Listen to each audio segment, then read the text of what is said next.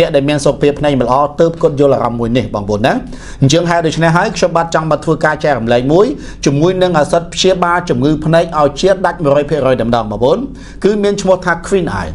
Queen Eye នេះគឺជាឱសថរបស់សហរដ្ឋអាមេរិកដែលយើងបាននាំចូលដោយក្រុមហ៊ុន Cam Queen World ឱសថនេះផ្ដោតសំខាន់ទៅលើការជួសជុលជំងឺភ្នែកដូចខ្ញុំបាទបានបញ្ជាក់ជូននេះគឺជាដាច់តែម្ដងបងប្អូនណាមិនថា5ឆ្នាំមិនថា3ឆ្នាំមិនថា4ឆ្នាំទេបងប្អូនទី1អ្នកដែលកើតជំងឺភ្នែកឡើងបាយបងប្អូនបើនិយាយពីបញ្ហាបាយនោះក្រាស់ក្តីបាយស្ដាងក្តីបាយតាមរយៈការប៉ះទង្គិចដោយសារមែកឈើក្តីបាយតាមរយៈការបកការវះការកាត់ក្តីជំងឺដុសមកវិញទី2សម្រាប់អ្នកដែលកើតជំងឺដុសកន្ទិញថ្លែនបងប្អូនបាទ5ឆ្នាំក្តី10ឆ្នាំក្តីភ្នែកបងប្អូនឡើងក្រហមប៉ាំងបងប្អូនណាបាទធ្វើបងប្អូនចាញ់ពលឺធ្វើបងប្អូនខ្លាចពលឺបងប្អូនរសាល្មមបន្ទាប់ពីការប្រើ Queen Eye នេះទៅបញ្ហាបងប្អូនឡើងបាយបញ្ហាដុសកន្ទិញថ្លែងកែភ្នែកនេះវាចាប់ដើមធ្វើការសឹកបន្តិចម្ដង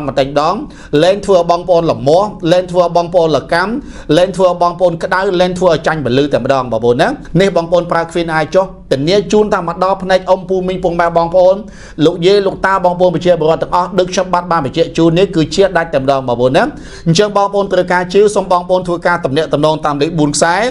ដែលខ្ញុំបាទបានធ្វើការទម្លាក់ចូលនៅក្នុងការ line នេះផ្ទាល់បងប្អូនសេវាកម្មដឹកជញ្ជូនយើងមាន free សេវាកម្មដឹកជញ្ជូនទូទាំងប្រទេសកម្ពុជា